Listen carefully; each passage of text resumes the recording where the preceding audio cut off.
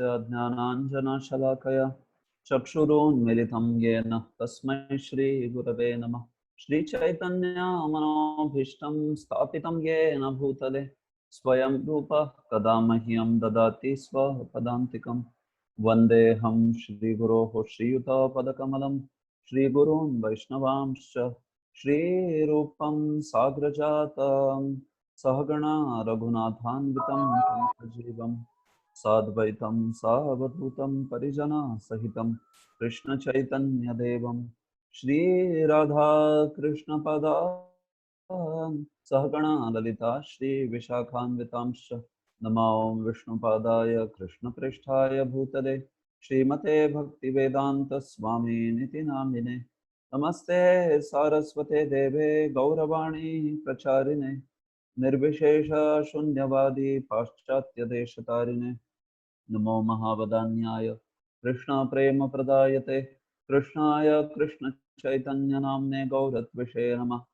हे कृष्णा करुणा सिंधो दीनबंधो जगत्पते गोपेश गोपिका कांत राधा कांत नमोस्तुते।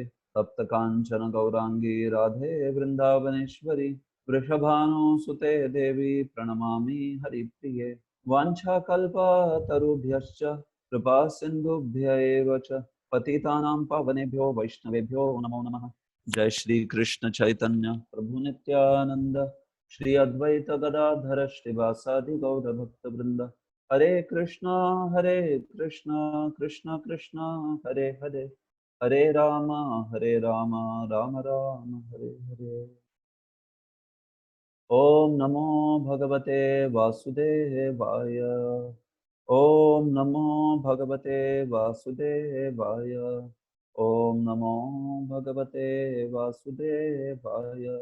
नारायणं नमस्कृत्य नरं चैव नरोत्तमं देवीं सरस्वतीं व्यासं ततो जयमुदीरयेत्।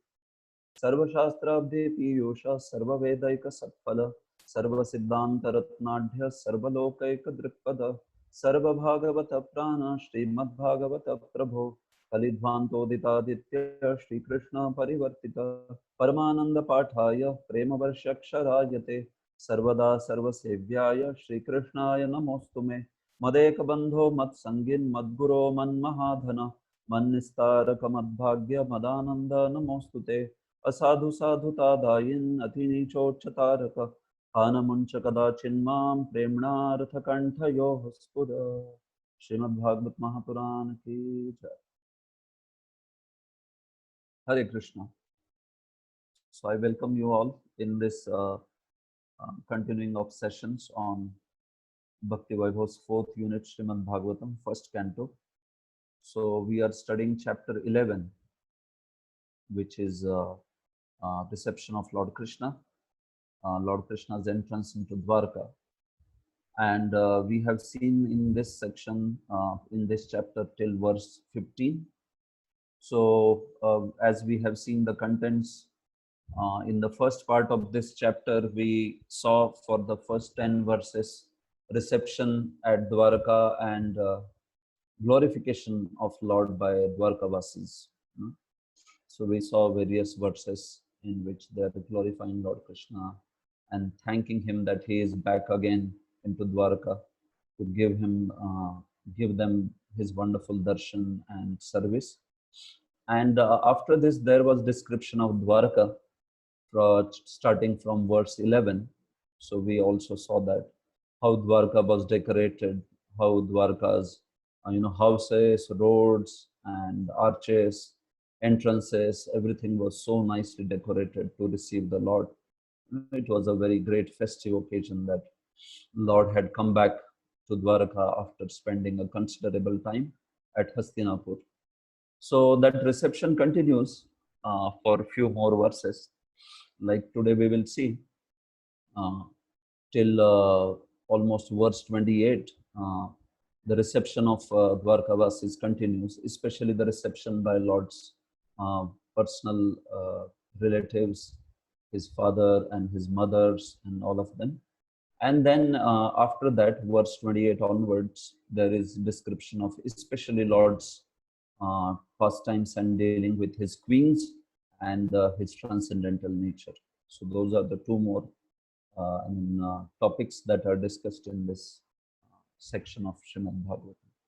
So we'll continue from verse 16 and 17 onwards. We have seen till verse 15.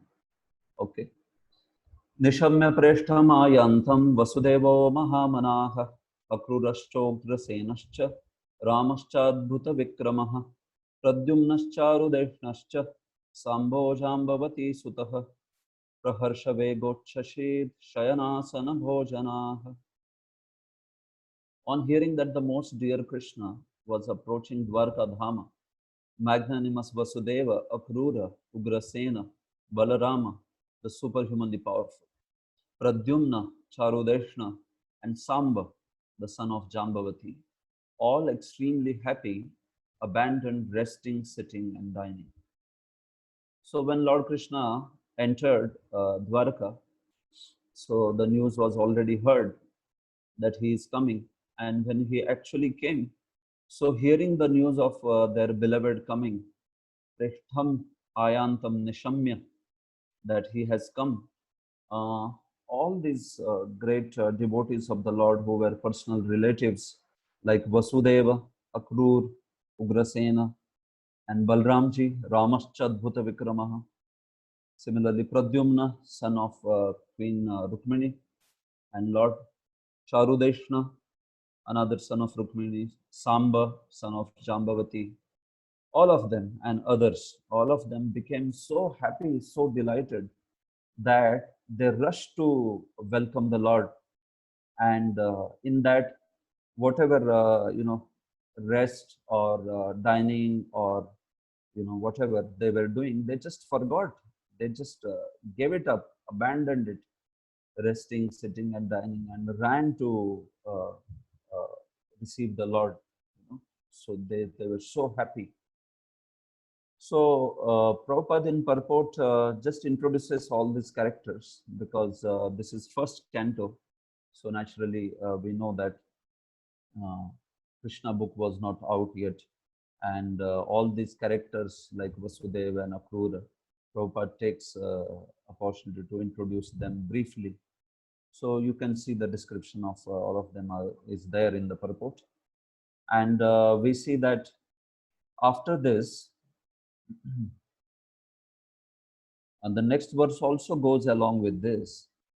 So next verse says, Varanendram puraskritya brahmanaihi sasumangalaihi shankhaturya ninadena brahmaghoshena chadritaha pratyujagmuruthairrishtaha pranayagata sadvasaha. They hasten towards the Lord on chariots with brahmanas bearing flowers. Before them were elephants, emblems of good fortune. Conch shells and bugles were sounded and Vedic hymns were chanted. Thus they offered their respects, which were saturated with affection. So all of these devotees, which are enlisted in prior verse, so all of them, along with Brahmanas, who were chanting very beautiful hymns from Vedas, Brahmanaihi Sasumangalaihi. Brahmanas were not only chanting the Vedic hymns, but they were holding also auspicious items, like lotus in their hand, and they were walking to receive the Lord and also chanting the Brahma Ghosh, chanting the very beautiful Vedic hymns. And that was accompanied by shankha and auspicious bugles, all these sounds. In the front was walking a Varanendra, a very beautiful Gajraj, a very beautiful elephant, and followed by Brahmanas doing this Brahma Ghosh, and followed by all the Yadus, all Vasudeva and everybody sitting in wonderful chariots. So they went to receive the Lord and bring him. So especially it is written Pranayagata Sadhvasa. So they were saturated with pranaya and also sadhvasa, very respectful towards the Lord, great respect they offered. So the point is, this is the wonderful way in which reception is done in Vedic life. So Prabhupada says that in purport, The Vedic way of receiving a great personality creates an atmosphere of respect, which is saturated with affection and veneration for the person received. The auspicious atmosphere of such a reception depends on paraphernalia described above, including conch shells, flowers, incense, decorated elephants, and qualified brahmanas reciting verses. So this is, Prabhupada says, such a program of reception is full of sincerity on the part of both the receiver and received. So those are the principles of reception, receiving the Lord or receiving the great devotees of the Lord. You know? So there is a great sincerity and great respect that is offered. The atmosphere of reception is not of trivial nature, but of great reverence and great affection also at the same time. It shouldn't be the case that we stand to receive somebody as if we are caught and we have to stand there to receive. What to do? There is no option but to come to receive. So as if some people are caught by police and put in front. So that is not the thing, but it's a genuine affection, genuine sincerity like that with which we see that. So this is much characteristically different from the reception that we see in in travels, in flights. You see, right? Sometimes those stewardesses, air hostesses are there, or all the other crew, and they put a very great plastic smile ear to ear, saying welcome on board, and thank you so much. They will say, but actually we know that it's just artificial. They are bothered about the business that they are receiving. In fact, one devotee was sharing a very interesting incident that typically air hostesses and all this cabin crew, they give a great smile and welcome you on board on the flight. At one point, a devotee was sharing, he just moved a bit ahead, and he could hear what they are saying when all the people started coming to board the plane. So he was a little bit closer, and he heard the air hostess saying that, so beware girls, animals are coming. So that's what the air hostess said, animals are coming. So very ironically, when the animal goes near, they want to put up a plastic smile and say welcome, and we are very thankful, thank you for all that. So that's not actually full of sincerity, or nowhere close to sincerity. So our point is that reception is actually full of sincere feeling and affection, and that's what is seen here in receiving the affection of the Lord. Okay, so we move ahead. Varamukhyashcha shatasho jnanestaddarshano sukah lasat-kundala nirbhata kapola vadana shriyah. At the same time, many hundreds of well-known prostitutes began to proceed on various vehicles. They were all very eager to meet the Lord, and their beautiful faces were decorated with dazzling earrings, which enhanced the beauty of their foreheads. Varamukhyascha shatasha yane taddarshono sukha. So also appeared pratyujagmuhu, that verb is there in this verse also, that hundreds of Varamukhyah, hundreds of well-known prostitutes, as Prabhupada translates. So they also very eager to receive the Lord. They also went by many different palanquins, vehicles, yanaihi, and they were most beautiful ladies. Lasat kundala nirbhata kapola vadana shriya. They were also very nicely decorated with beautiful earrings, and their faces and foreheads, they were resplendent with beauty. So this is a description of Lord's reception, and it is interesting that it is mentioned about Varamukhyast here also. So how is that in Dwaraka we are talking about eternal abode of the Lord, and there were prostitutes? Okay, so here are some points to consider when we understand this particular verse. So first and foremost, the word used is Varamukhya, which Sridhar Swami translates as Nartakyo, Nartakya, the dancers, Nartakis. So when we say prostitutes, Prabhupada is translating this Bhagavatam first canto, he translated it before going to US in Vrindavan, right? And the word prostitute carried a very particular sense.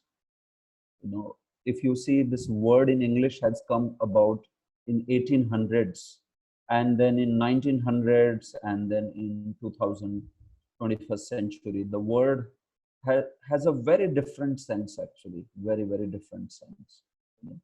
So when you say Vara Mukhya, Sridhar Swami says that this can mean Nartakya.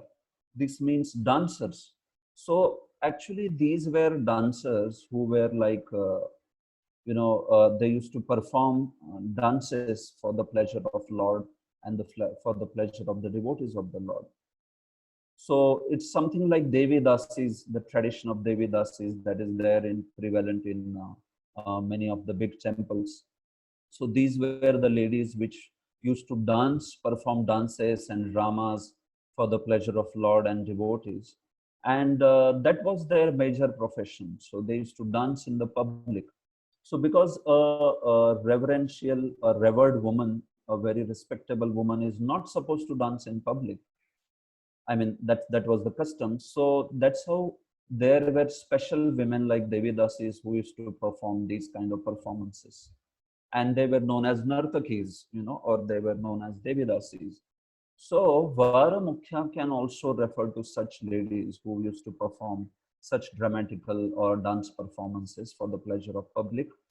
I mean, for the pleasure of, because it's in the service of the Lord, so for the pleasure of Lord and his devotees.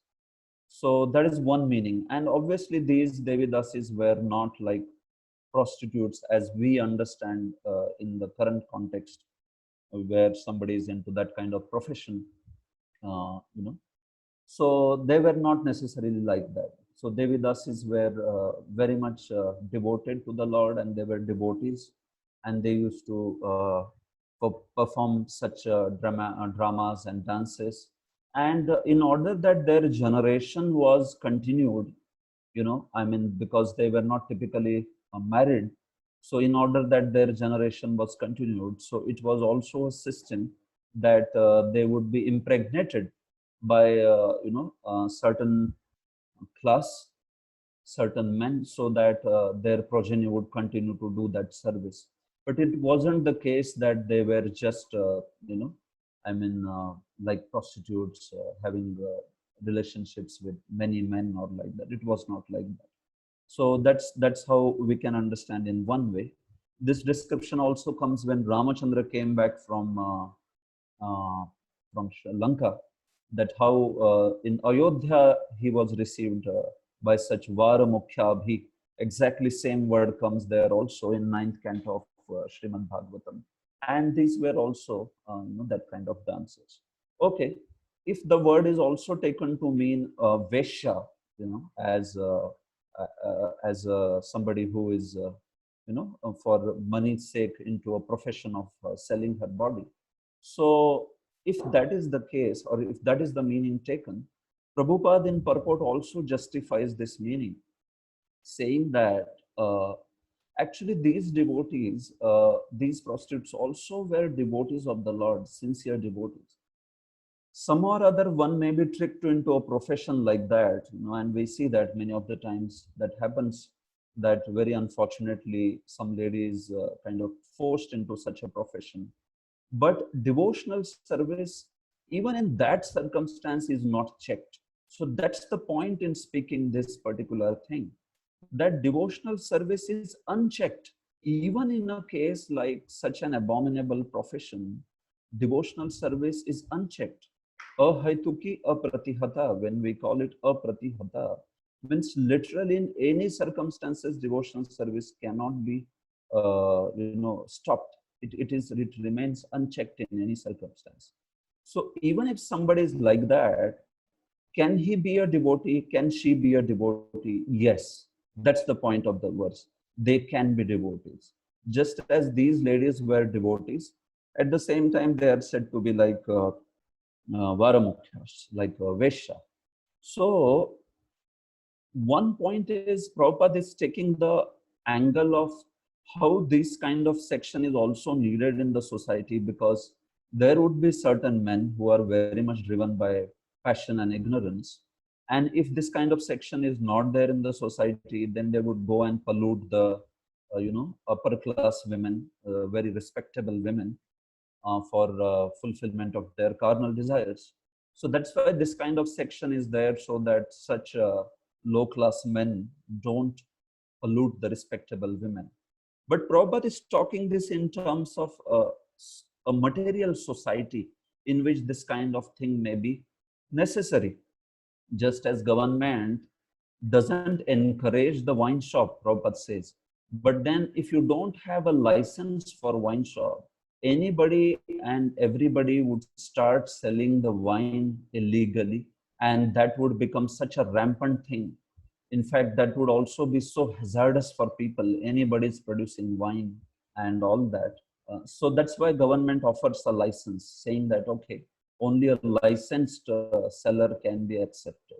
So this doesn't mean government is encouraging it, but it is trying to restrict it. It's like trying to control it so that it doesn't become rampant. So a concession, a restriction should not be seen as a recommendation. You understand this point? Some things are done so that the things are restricted and not that they are recommended. There will be certain people who will need it anyway. So that's why there is some provision done like that.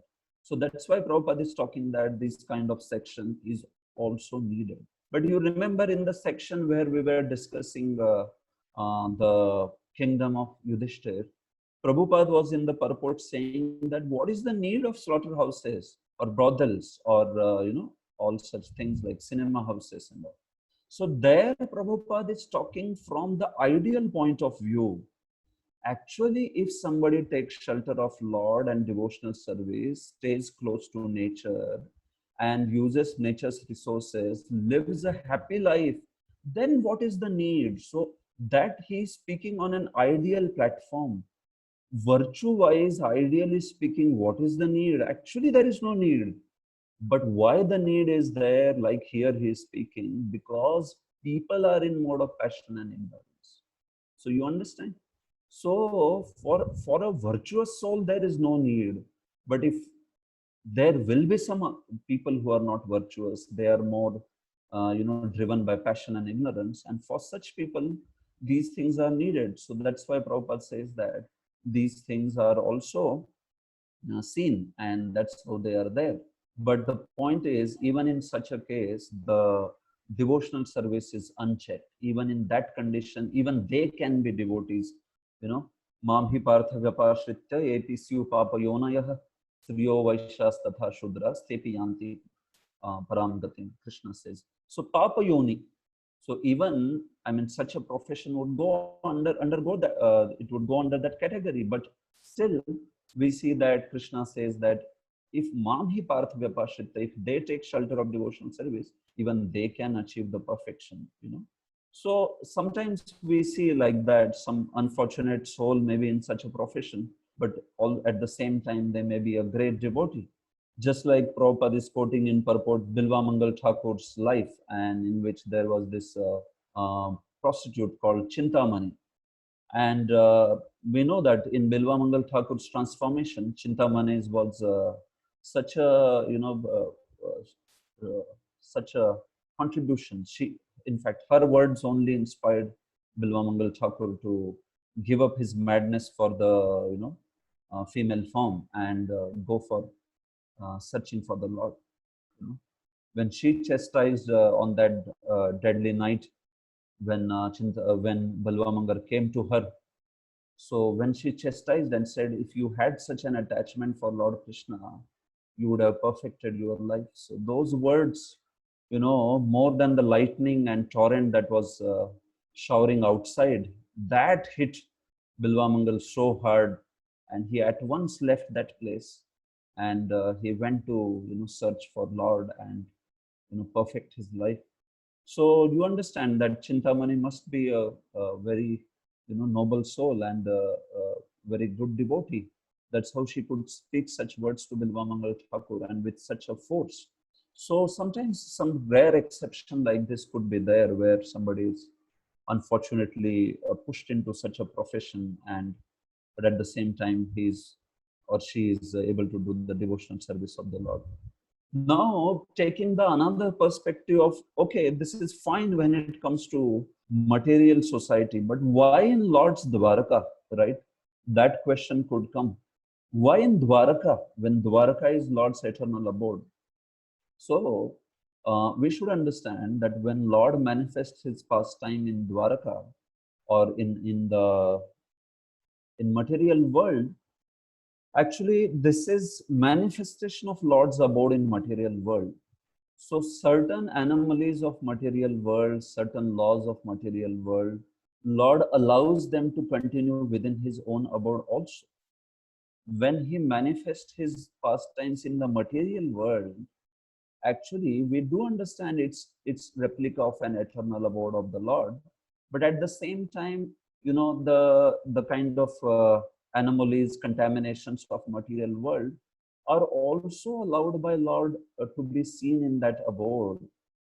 And there are multiple reasons for this. One is, see, that's what it means that when he manifests his pastimes in the material world, he is manifesting those pastimes in an assembly of people who are his eternal associates, one who are his perfected beings who can be in his pastimes, some demigod associates, some demons, some conditioned material souls, and some out and out sinful souls. So this is the entire gamut of people. They are participating in Lord's Leela. Participating in the sense they are witnessing Lord's Leela. You understand? So when Lord manifests his pastimes in the material world, that Dwaraka or that Lord's abode like Puri, Jagannath Puri, Dwaraka or Vrindavan, so they can have these elements. They Lord will allow those elements to be there. And this is what separates also a person who is faithful from those who are not faithful. Those who will see these aspects in Lord's abode and say that, what is this? Even Lord's abode is not free from this. So what is the glory of his abode? What is the Dham's potency? So that's how they become unfaithful. Because they want to have that kind of skeptical attitude. So Lord does allow these things to also be there in this particular manner. So this is how, even in Dwaraka, we were discussing last time also, we shouldn't be under the impression that everybody is said to be a pure devotee. No, it's not like that. When he manifests his pastimes in the material world, there will be his eternal associates, there will be pure devotees who have perfected their life in sadhan siddha form, and that's how they are participating in Lord's pastimes. There will be certain Mishra Bhaktas also. There will be certain conditioned souls also. There will be some demons like Putana and all other demons. They will also participate. And there will be ordinary conditioned souls also who will be there in Lord's Leela. So this is how we understand that this section can also exist within Dwaraka. But we are not here anyway saying that, although they are also devotees of the Lord, we agree that these ladies, if we take the meaning as Vesha, that they are devotees of the Lord. But we are not saying that they are eternal associates of the Lord. So that understanding should be there. So they are manifesting certain certain aspect of the material world within Lord's abode, which he himself allows to manifest, because this is his prakatya in the material world. So that's how Jiva Goswami explained this in Sandarbha, that when you see things like quarrels and trifles in Dwaraka, misunderstandings like in the episode of Shamantak Jewel, or any other misunderstandings. So we see that Lord allows these things to happen, so that the faithful will continue to have faith if they are hearing from bona fide people. while asuras will undergo vimohan, asur mohan lila, like as we see. So this is how it is. You understand, in case of their meaning as nartakya or even as vesha, and not only in the material context but also in the eternal dwarkas, or rather Krishna's abode dwarka. In that context also it can be justified, because Lord is manifesting those elements in the material world. So that's how it is different than Golok Vrindavan, or it's different than the original Dwarka. At the same time, the quality of Dwarka remains like the original Dwarka. What is that quality? It's basically the meaning. What I'm trying to say is, those who have that love and devotion, those who have love for the Supreme Lord, they will see that the dust of Vrindavan, or the Dwarka's every particle of the dust, it has the same nature like the eternal Dwarka. So from that angle, Lord manifesting eternal Dwarka in the material world is simultaneously achintya bheda ved, one and different from the original Dwarka. Different in the sense he allows certain elements. In original Dwarka, you will not find anybody who is a Mishra Bhakta or who is not a devotee. But in the Dwarka, which is manifested in the material world, you will see they are allowed. Otherwise, what's the meaning of incarnation? When we say Lord attracts conditioned soul by taking an incarnation, that means that he manifests himself in front of the people who are conditioned souls. This is not eternal abode. In eternal abode, everybody is a pure devotee. You understand this thing? So Krishna attracts conditioned souls, not only who will come in the future by giving his pastimes, but even when he is performing the pastimes, there are certain conditioned souls who are able to witness that great mercy of the Lord, and thereby get attracted and become devotees of the Lord. So this is the understanding behind this. Okay. Finally, Prabhupada ends by saying that as far as devotees is concerned, if somebody just takes up to devotional service, all his disqualifications will go away. So in the context of the prostitutes disqualification he's talking about, if somebody takes to devotional service, all his disqualifications will go away. On the other hand, even if somebody is very noble, but if he doesn't have devotional service, harava bhaktasya kuto mahadguna manorathe nasati bhavato bahi, he also brings up upon that particular point. Okay, so that is about the prostitutes coming to welcome the Lord. And one more point I want to tell in this is also that somebody maybe, I mean, in the beginning, because of such profession, he's highly sinful profession. But once somebody takes to devotional service, he has to work on giving it up. You understand? So beginning could be there. In beginning, nobody is barred from practicing devotional service. But occupations like this are disconnecting one from the Lord. And that's how one has to get rid of things that disconnect one from the Lord. But if that cannot be done because of certain reasons, because of unavoidable circumstances, at least one should connect himself to the Lord. So that is the point. If one cannot disconnect oneself from such a profession, at least one should connect by chanting, by hearing the holy name and chanting the holy name and all that. So that's how that's the whole point of the verse. It's about the connection to the Lord. But as one becomes serious devotee, one has to rise beyond such things, and one cannot have a slaughterhouse and say that I am a devotee of the Lord, or even like here in this case of these women. So we should understand that as one progresses, one has to also act in accordance with the Lord's instructions. So that is very important. In the beginning, everybody is allowed to join bhakti. There is no bar. It's unchecked. But as one progresses, one also understands that what are the right occupations in which one should situate oneself, so that he can be appropriately called as devotees of the Lord, devotee of the Lord. Okay, so that is about this particular verse. So we'll proceed. Natanartaka Gandharva Sutamagada Vandinaha Gayanti Chottama Shloka Charitanyadbhutani cha. Expert dramatists, artists, dancers, singers, historians, genealogists, and learned speakers all gave their respective contributions, being inspired by the superhuman pastimes of the Lord. Thus they proceeded on and on. So along with all these people, there were very beautiful dramatists, natas, nartakas, the expert dancers, gandharvas, singer, suta. Suta, those were pauranikas, they are expert at reciting histories. Magadas are very expert as Vamsha Nirupakas. They are genealogists, they speak about the various genealogies of the king and of the various dynasties and all that, and they're very expert in glorifying that.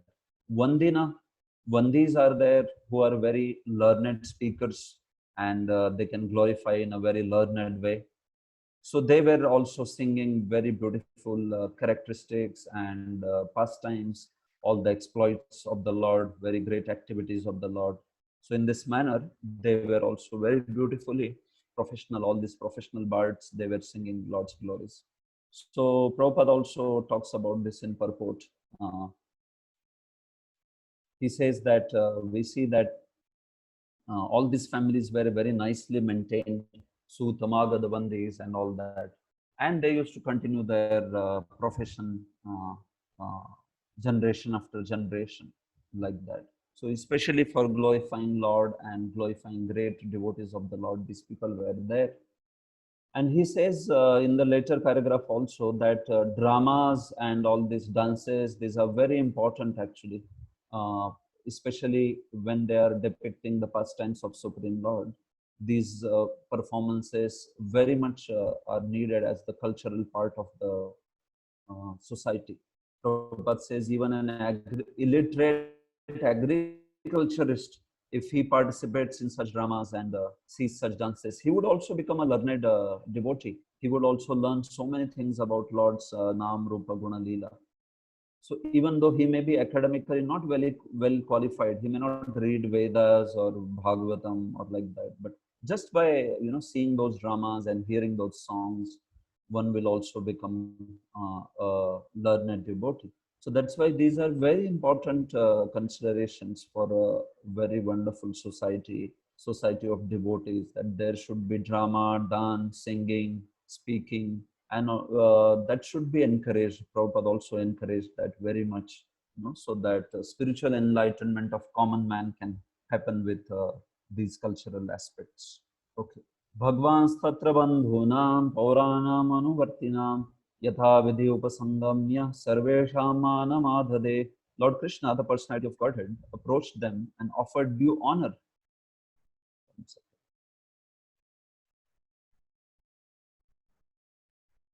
And offered due honor and respect to each and every one of the friends, relatives, citizens, and all others who came to receive and welcome him. So who all came, whoever, the friends, relatives, everybody, whoever came to receive the Lord, yatha vidhi upasangamya, it is said, Lord respected and received them, honored them, yatha vidhi, as it behooves, Prabhupada says, as it was befitting, as it was appropriate. So he respected, received, welcomed everybody. So that is a very special, characteristic of Lord. He is very expert in uh, receiving, greeting everyone as it behooves. Prabhupada says that in purport also, that he reciprocates with everybody as it behooves, like that. So means if a child came or if a Brahmana, came and glorified the Lord, Lord just knew perfectly well how to, receive everybody and how to greet everybody like that. So that is very important, right? One must learn to reciprocate with as it behooves. Sometimes there are, havocs because of not understanding how one should greet and receive and reciprocate with the appropriate person in appropriate manner, right? Sometimes if a child is coming and offering something, so there is a way you should greet and receive a child, right? You know, if you don't receive in that particular way, then the child becomes morose and leaves like that. And similarly, if some elder is coming and offering some respect or exchanging some greetings, so there is another way in which we should receive them and greet them also. Otherwise, we see that the person also becomes kind of neglected or offended or like that. So it's very important that yatha yatha sakala sammane korite shakati dehanatha yatha yatha. So we have to know how to respect and how to greet, how to offer proper exchange with everybody. And that's how in that song, acharyas are praying that actually by Guru's mercy, one will be able to, get that clear understanding by which how one can respect and greet everybody. So Krishna, just as it behooves, he reciprocated with everybody. प्रह्वाभिवादनाश्लेष करस्पर्श स्मितेक्षणैः आश्वास्य चाश्वपाकेभ्यो वरेश्चाभिमतैर्विभुः. The Almighty Lord greeted everyone present by bowing his head, exchanging greetings, embracing, shaking hands, looking and smiling, giving assurances and awarding benedictions, even to the lowest in rank. So you see, these are the various exchanges, reciprocations that Lord did. To elders, he bowed down his head and exchanged greetings with, with others. He embraced those who were his equals or who were in that mood of sakhya with the Lord. He shook hands in a formal way, and to some he just looked at them and smiled, like those in Shantaras, and those who were needing assurance, he gave them the assurance by his glances, and to others who he also gave benedictions.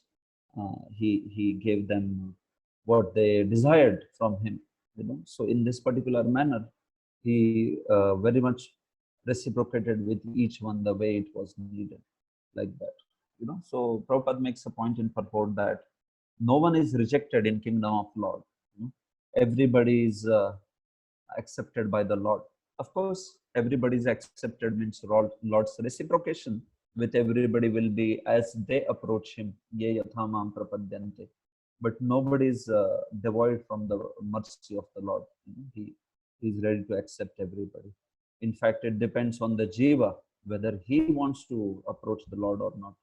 That's the point which Prabhupada is making. Swayam cha gurubhir sadarai stavirayadapi ashirбhir vandibhischa vishatpuram. Then the Lord personally entered the city accompanied by elderly relatives and invalid brahmanas with their wives, all offering benedictions and singing the glories of the Lord. Others also praised the glories of the Lord. So in this manner, he entered in his own abode in his city, surrounded by elderly relatives, Gurubhi, then Sadare, Viprai. There were some old brahmanas along with their wives. Also, Ashirbhir Yujamano, and he was being praised. He was being offered the Swasti Vachanas by brahmanas. In this manner, he entered the city of Dwaraka, the abode in which he was, especially in his own abode where he was staying, like that. So Prabhupada especially talks about that Sthavirai Viprai Sadarai. He says the brahmanas in society were never attentive to banking money for future retired life. When they were old invalids, they used to approach the assembly of the kings, and simply by praising the glorious deeds performed by the kings, along with their wives, they would be provided with all necessities of life. So these are the brahmanas. So naturally, they don't look for salary, and they don't look also for hoarding money for the future. So they always depended on kings, noble kings like all the Rajarshis, and they would be maintained. They would glorify the king and glorify the devotees, and by that they would be maintained by the kings. So this is actually the real Brahminical life, as it is seen in the prior ages. Fine, so we go ahead. In these verses, there is not much discussion as such. Prabhupada also has not spoken much in purport, and not even the acharyas. So I am going a bit faster. The last section is heavily commented, so we'll spend some time over there. Rajamargam gate krishne dwarakaya kulastriyah harmyanyaruruh tadikshana mahosavah. When Lord Krishna passed over the public roads, all the ladies from the respectable families of Dwaraka went up to the roofs of their palaces just to have a look at the Lord. They considered this to be the greatest festival. So now, just as ladies of Hastinapur, they were also climbing on the rooftops to get the darshan of the Lord. So, same is repeated here also. Here are the Kulina ladies of Dwarka, and these ladies, all of them, they are going to the rooftops, terraces to see Krishna, walking on the Rajmarga, on the main road. Harmyani meaning the palace's rooftops. So they went and started observing the Lord from the top. And tad ikshana mahosavaha, they literally considered that it was festival for the eyes. Watching the Lord was the festival for eyes. See, this is very special because we know Hastinapur's ladies, they didn't get to see the Lord so much. Lord would only stay for some time, and then he would depart. So in Hastinapur, from one angle, we understand that the ladies were so eager that they wanted to see the Lord and drink his beauty by their eyes. But here in Dwarka, when Lord stayed there constantly, still we see that such was the beauty of the Lord, such was the Nitya Nutana Saundarya of the Lord, ever fresh beauty, that no matter how much the ladies of Dwarka or every resident of Dwarka saw the Lord and relished his beauty, still they always felt that there is newer and newer freshness in the beauty of the Lord. So they always considered to see the Lord as the greatest festival for their eyes continuously. So this is a very special, nature of Lord's beauty, and also the great devotion of his devotees. So Prabhupada connects this to the various festival in which Lord's deity is put for a procession. Means Lord goes out for a procession to cast his merciful glance on the devotees. So Prabhupada says that even we see that Jhulan or Janmashtami ceremonies, we see that the ladies in places like Dwarka or in places like Jaipur, Vrindavan, or anywhere, where the devotees are there, we see that so many ladies throng up in greatest numbers to see the Lord and to take his darshan, or when the Lord comes out in procession. So this is the great eagerness, enthusiasm that the devout ladies have, and Prabhupada is mentioning that in his purport. So this is why actually the forms of the deities are worshipped, and the deity worship is very much installed, is given as a practice by our acharyas, the authorized acharyas, because they know that actually the deity of form of the Lord is so attractive that it will attract all the people, even the common people and everybody else to come and take the darshan of the Lord. So that's why Prabhupada also, we know, introduced deity worship so early in his movement, because he knew that actually by worshipping deities, one will be very much becoming pure. He will be forced to become pure in the service, and also it will attract the other conditioned souls very much towards the Lord. Right? We know that ISKCON is famous for It's wonderful deity worship, the most beautiful forms of Radha, Vrindavan Chandra, and Gaunita, Krishna Balram, Jagannath Baldev Subhadra. We see that Sita Ram Lakshman. So this deity worship attracts so many people, and that's how we see that people get connected to devotional service, and they become very sincere devotees. So that's why this is very much recommended, and it is surely not like idol worship. Prabhupada says only impersonalist will consider this to be an idol worship, patthar ki puja, like that. So those who don't understand anything about the Lord, they will consider it as idol worship. But devotees do understand. Those who are wise do understand the science of deity worship, like that. Finally, Prabhupada also speaks about the point that he has mentioned before also, that ladies going to rooftop, meaning that the ladies were actually not mixing very openly with the other men, but there was proper restriction in terms of their mixing. And this is very wonderful for maintaining the female respectability that Prabhupada says in the second last line of the purport. Nityam nirikshamaanam yadapi dvarakauksam na vitripyanti hidrisha shriyodhamangam achyutam. The inhabitants of Dwarka were regularly accustomed to look upon the reservoir of all beauty, the infallible Lord, yet they were never satiated. So yes, what we just discussed, that Nityam nirikshamananam. Actually, Dwarkavasis were regularly seeing the Lord. They were accustomed to have the darshan of the Lord. Nityam nirikshamananam yadapi dwarakaukasam. Those who were okasas, those who were the residents of Dwaraka. But still what? Na vitripyanti hidrishaha. Actually, their eyes never felt satiated. Their sights never reached any satiation seeing the Lord. They never felt that, okay, it's enough now. We have seen the Lord so many times. Okay, so what's new? No, nothing like that. Because Shriyo Dhamangam Achyutam, actually Lord's body, Lord's form is the reservoir of all beauty. Shriyaha Dhamangam Achyutam. Shriyaha Dham, Shriya means beauty and Dhama means abode. Lord's body, Angam, is actually the abode. It's the abode of the all beauty. Achyutam, the Lord, infallible Lord. So that's how, even though they got the darshan of the Lord so many times, but still we see that they were never satiated. So this is very important thing.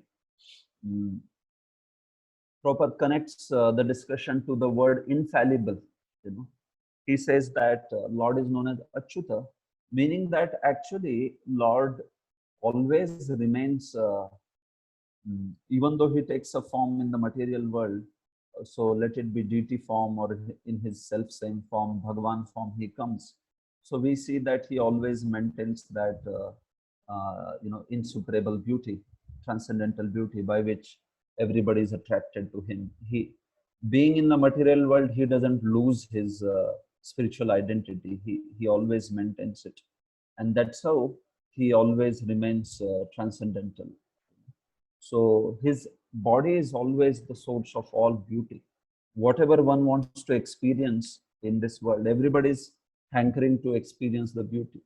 But if somebody actually gets attracted to Lord's beauty and experiences it, then he will never ever be attracted to any other form, of this world. So that's the nature of the Lord's beauty. Here, Srila Prabhupada says material beauty satiates, but one is not satiated by the spiritual beauty. In the first paragraph, he says that. So that's true. That's the nature of material beauty, right? We see that people hanker for material beauty, but then, even the so-called beauty of the material world fades. In fact, first time when people look at each other, the so-called lovers, they feel very much attracted to each other, and they feel, that their lover is the abode of all beauty. But then, as They spend more and more time. More they look at each other, more they become repulsed from each other, right? So this is called as satiation. Material beauty not only satiates, it also becomes repulsive. You know, the more one tries to enjoy that material beauty, and more one comes in touch with it, the more one becomes repulsed. And that's how we see that. Initially there is a great attraction, but then sooner that attraction turns into indifference, and sooner it turns into repulsion. So that's how we see that. So unless and until one understands that the relationships are much more beyond just the physical beauty, one will not be able to actually tolerate the relationships. But those who understand how relationships are for a much higher purpose than just being attracted to physical beauty of each other, they are the only people who would be able to have sustained relationships in material world. Otherwise, somebody is only on platform of physical beauty, we see that it will soon turn into a great repulsion like that. But somebody understands the higher beauty, that as His Holiness Radhanath Swami Maharaj says that between the couple we should put the divine couple.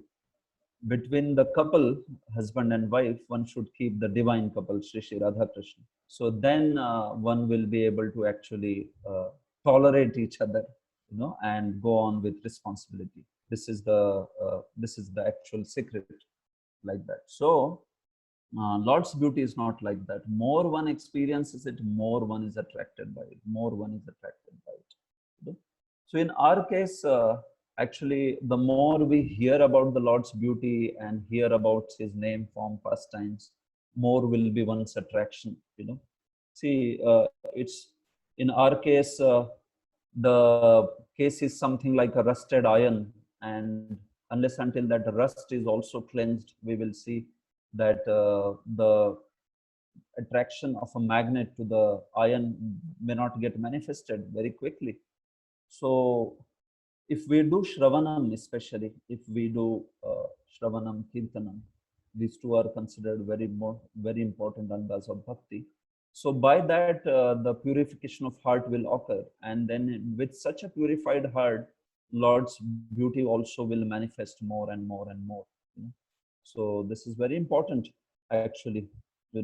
Sometimes we get attracted to the deity of the Lord, but that attraction will be sustained one if we also hear His glories very regularly, and we focus on that particular aspect of always being in touch with sound vibration, in terms of kirtan, in terms of the holy name and all that.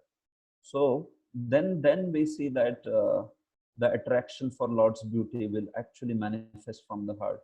Otherwise, we see, in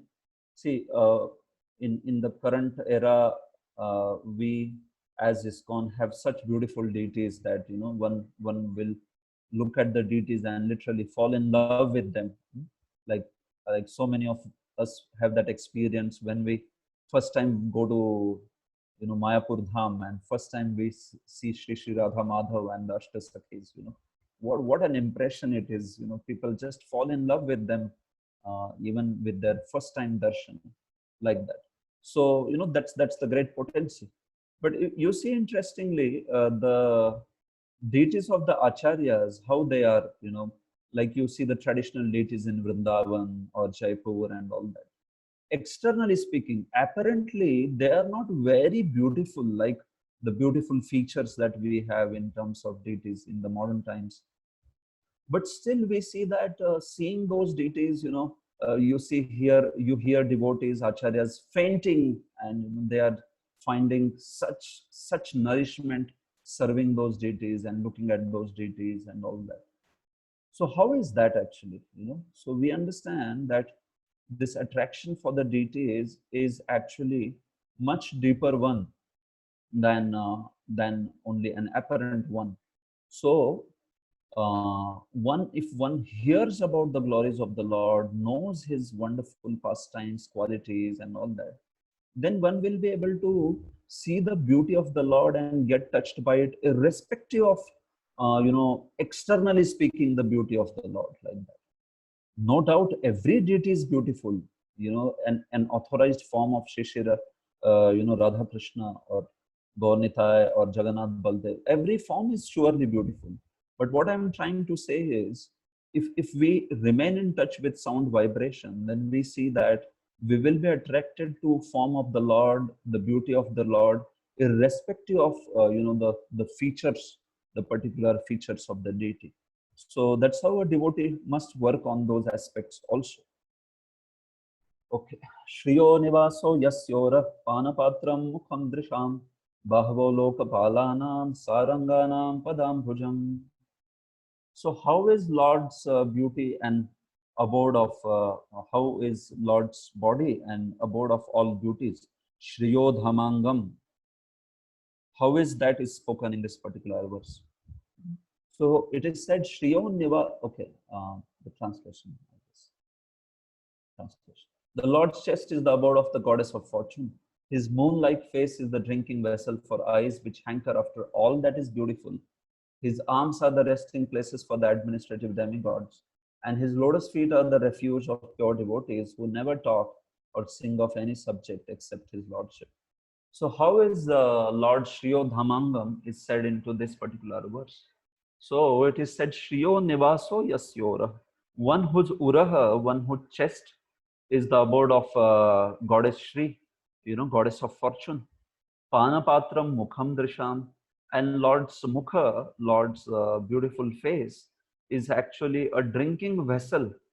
It's the drinking vessel of all beauty for a devotee. Bahvo Lokapalanam. His arms are the resting places of all the Lokpalas, the demigods, administrative demigods. And his lotus feet, Padambujam, are the abode of all the Sarangas, the devotees of the Lord. So, in this manner, we see that Lord is Shriya Dhama. He is the abode of all the beauties.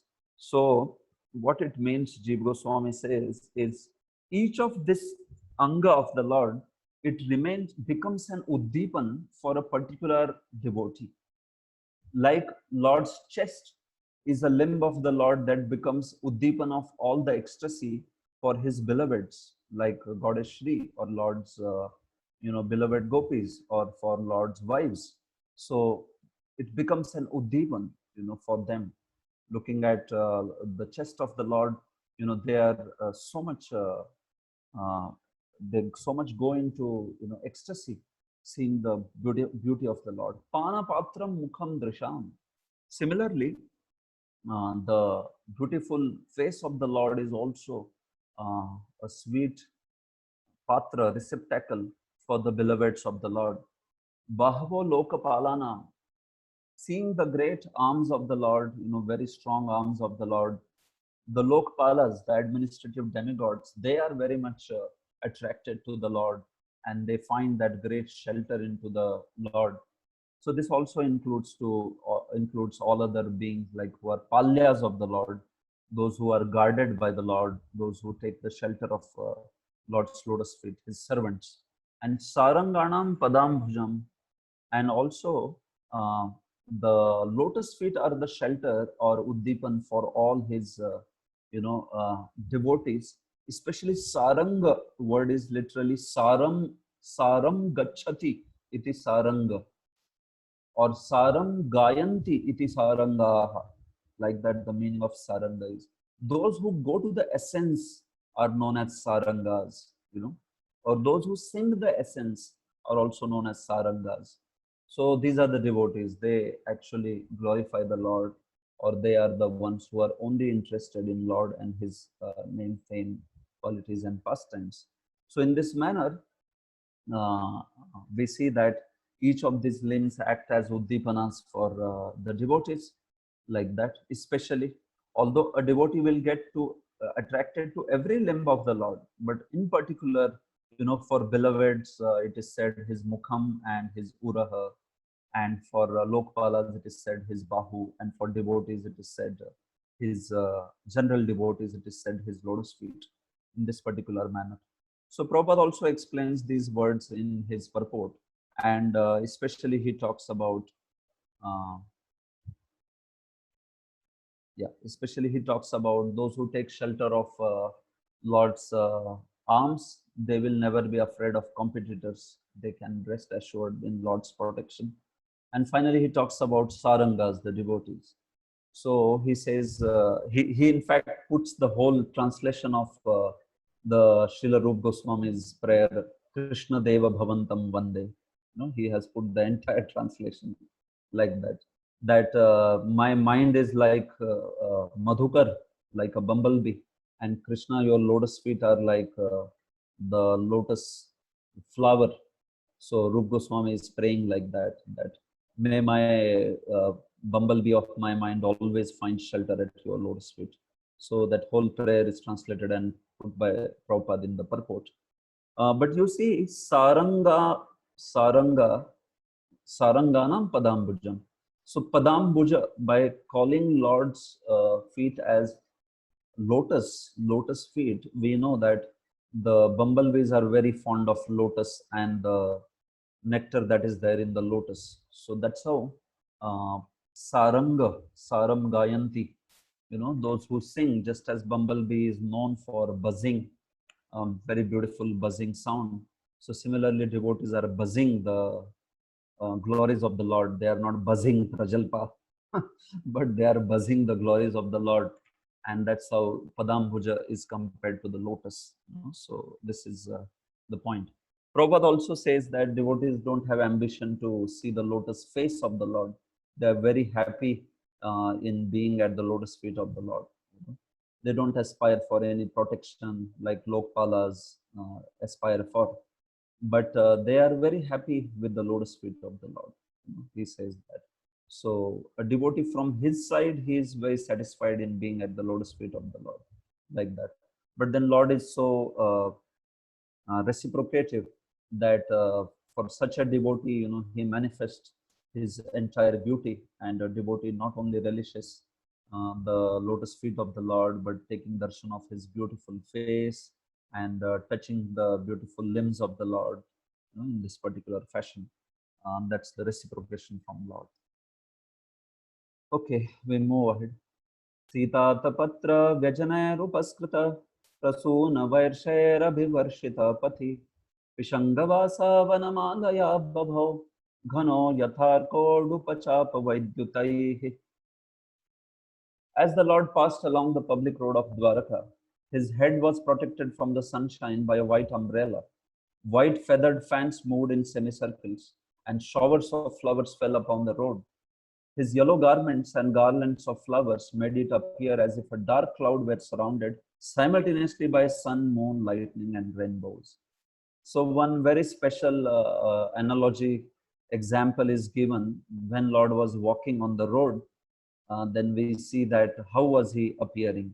So Sitata Patra Vyajnaya Upaskrita, there was one very beautiful umbrella, white, spotlessly white umbrella over the Lord's head.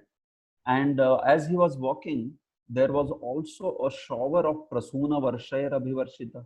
There was showers of very beautiful flowers, that was being showered on the Lord, white flowers, Prasuna Varshe. There was Pushpa Abhishek being done of the beautiful flowers. Pishangavasa, Lord was wearing Lord wears pitambar, he's famous for his pitambar, and there was a vanamala in his around his neck. Lord wears three kinds of malas. This is there in Bhakti Rasamrit Sindhu. So there is vanamala, there is Vaijayanti mala, and there is also there is one more word. I'm forgetting, third one. It's like hara. It's like a pushpa hara. So three kinds of different garlands are worn by the Lord. So especially in that vanamala is one that which extends even below the knees, almost till his feet. That is vanamala. So this vanamala was there in his around in his neck. So because of all this, how Lord appeared is a very interesting analogy. It appeared like one particular blackish bluish cloud was walking, and on the cloud there was a sun, On the both sides of the cloud, there was a moon. Two moons were there. And also there was a rainbow, Chapa, Indradhanusha, Indradhanu, and Vaidyuta. There was also a lightning. So you see simultaneously sun, moon, lightning, and stars. Will that be possible? It will not be possible. Simultaneously, all these things. How can it be possible? So this kind of abhutopama means abhutpurva upma, this kind of very inconceivable upma is given, and it's only possible in case of the Lord. Why is he glorified like this? Because that umbrella which was on top, it was looking like a sun, white umbrella, and then the two chamaras were being rotated around him on both of its sides. So those chamaras, or sometimes it is said chamar and Vyajana, these chamaras, because they were being rotated in a circular fashion, like you must have seen the pujaris, how they offer the chamar. So it is offered in circular fashion. So because that chamar was creating a circle, so both the chamaras are considered to be like two moons on both sides of the Lord. So on the top there is umbrella, which is like sun. On the both sides, the chamaras like moon. And Lord was wearing pitambar. So this pitambar, if you see it, it looked like vidyut. It looked like a great lightning, because pitambar is very sparkling. Pitambar is very bright, like a lightning. And Vanamala, yeah. And this Vanamala was placed around Lord's neck such a way that the Vanamala looked like two chapas, two dhanushas, two bows, connected to each other. So in that particular manner, the Vanamala looked like. So that Vanamala, because it has multiple colors, so it is considered to be like Indradhanusha, as Indradhanusha has those, Vibgyor kind of colors. So similarly, one mala also is compared to like that. So this is how the whole thing is.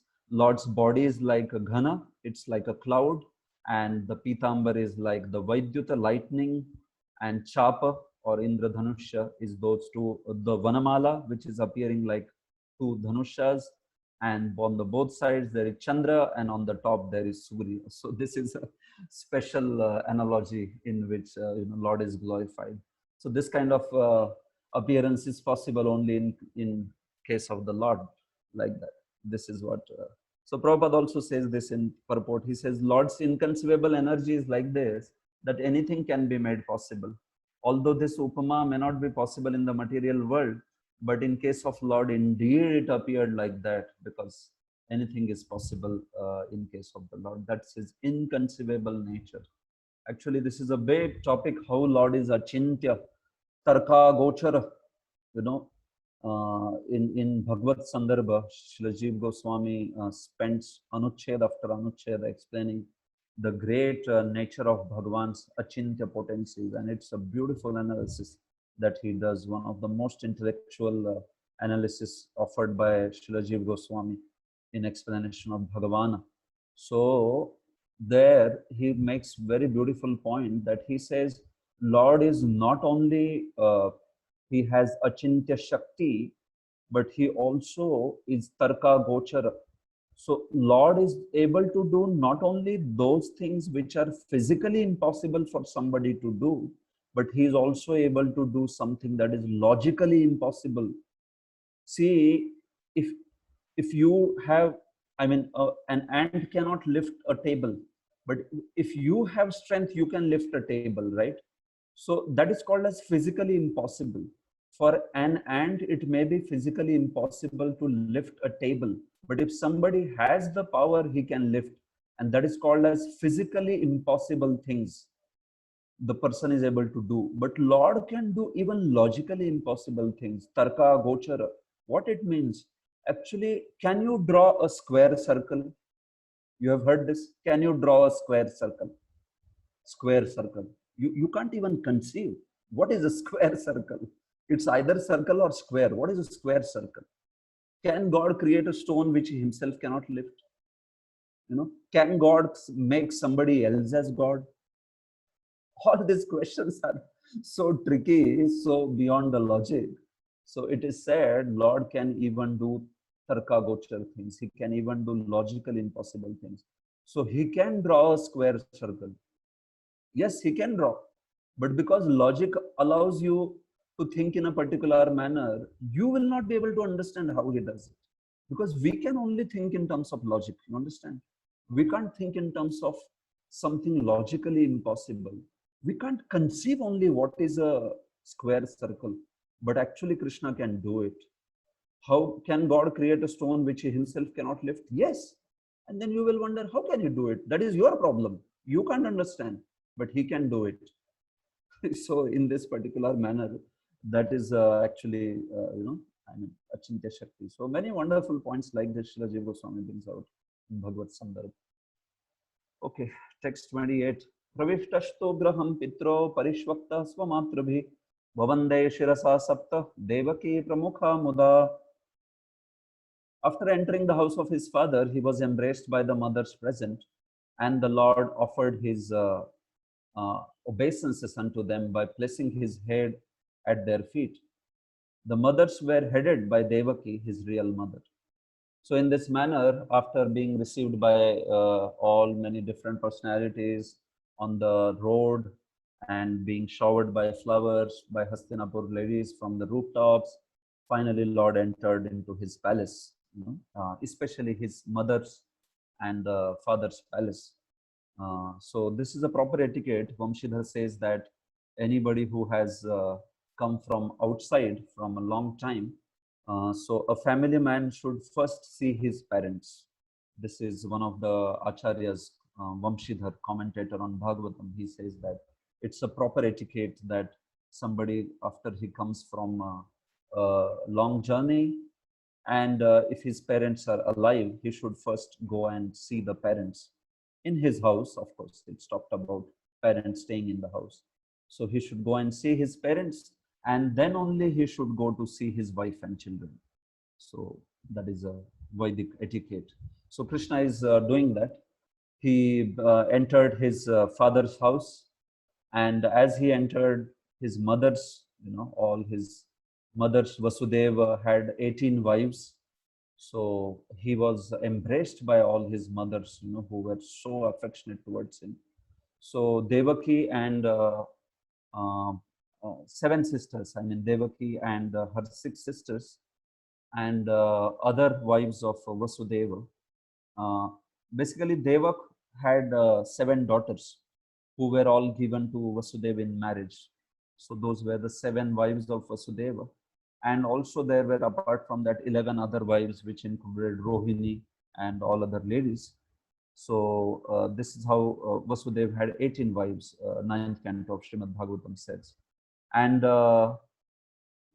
Devaka's brother Ugrasena, he was the one who was basically father of Kamsa, and all these people. Shurasen had 10 sons, who was Vasudev's father, and 5 daughters, which were headed by Kunti Devi.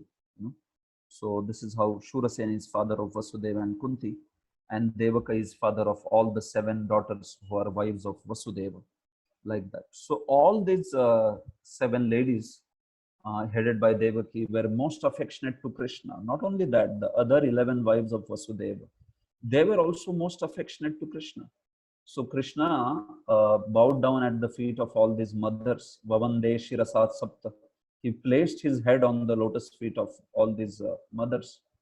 Very, very happily, he bowed down to all his mothers, and they embraced him with a great love.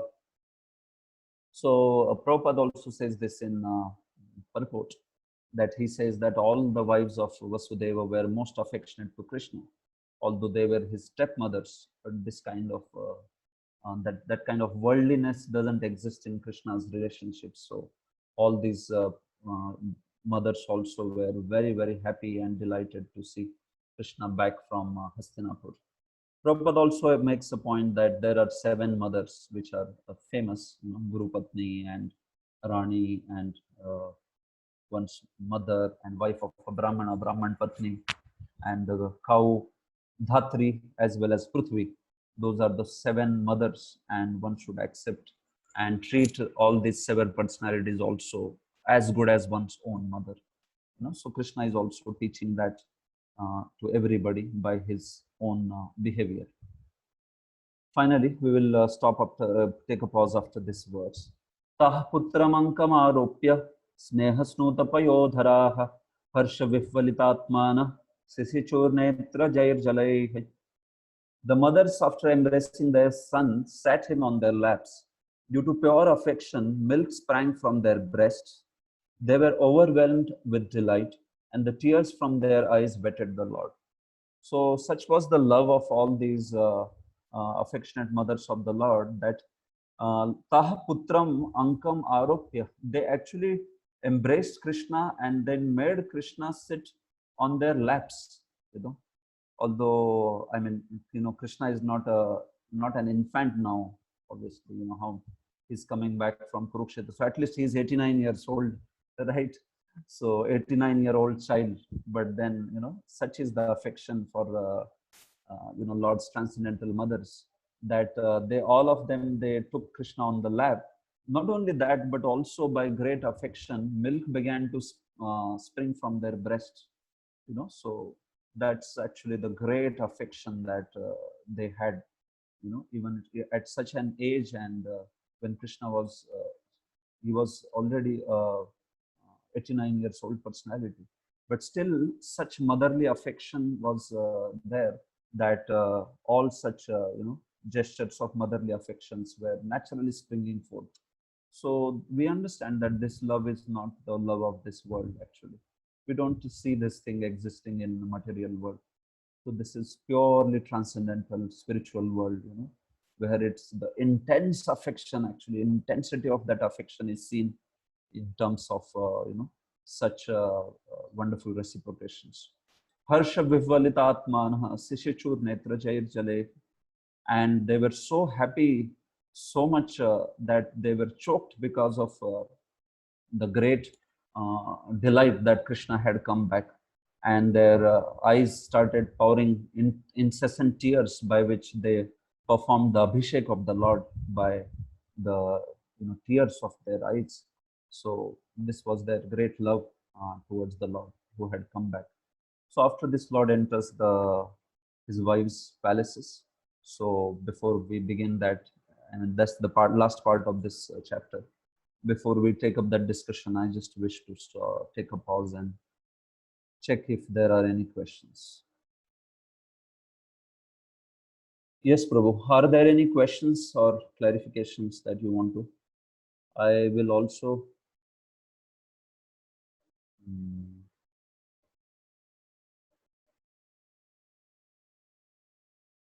Yeah. So there is one question. SB1 11:11 verse, as mentioned in Srila Prabhupada, is split by Vishwanath Chakravarti Thakur into 2 verses. Is there some significance in doing so? In the same verse, Srila Prabhupada considered Madhus, Bhojas, Arhas, etc. as various dynasties of Vishnu dynasty. Whereas Visit enumerated Vishnu dynasty as one of the listed dynasties who were protecting Dwarka. Could you kindly reconcile both the acharyas?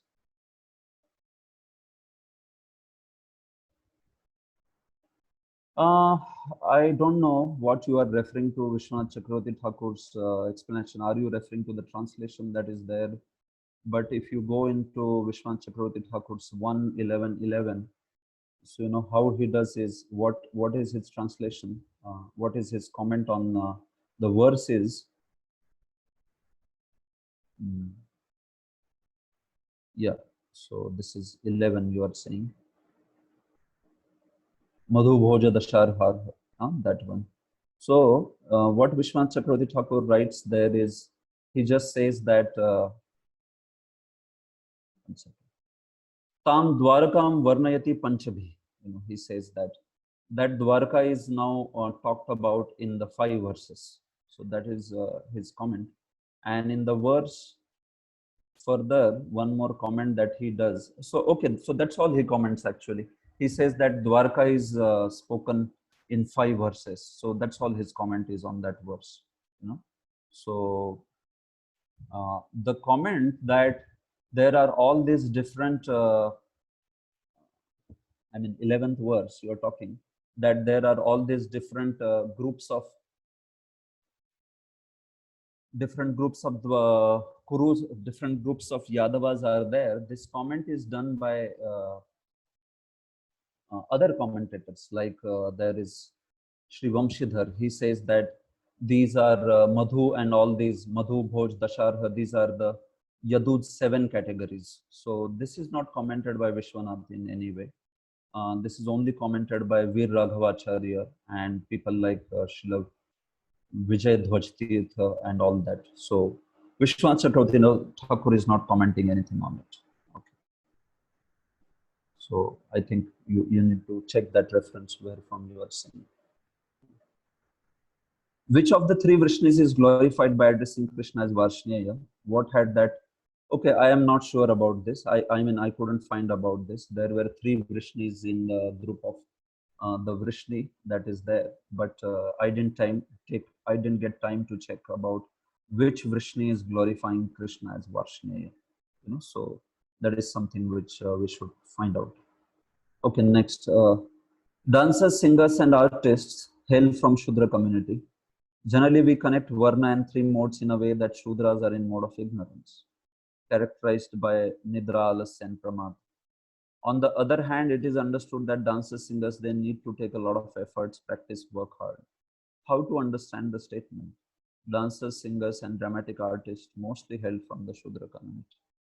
Okay, yes, fine. So these dancers, singers, and artists, generally speaking, yeah, they hail from the Shudra community.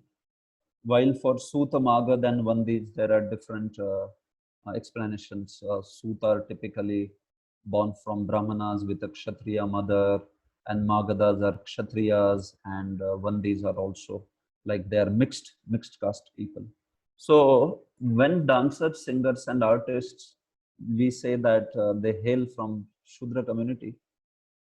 So what it means is, in terms of the understanding of Shastra and the understanding of the capacity to undergo education in terms of the ability to hear and understand Shastra and do analysis and apply that analytical abilities to understand the philosophical points and the tattvas concerning Lord's Nam Rupa Guna Leela. So that ability is not there in these people, you know. So that's how they are known more as Shudra. See, the Vedic Varnashrama recognizes the ability of top 3 Varnas in terms of going to Gurukul and being able to receive Vedic education. You know, so that's how they are separated. These top three are the ones who go to Gurukul typically. And I mean, in Gurukul, the training is different, of course, for all 3 Varnas.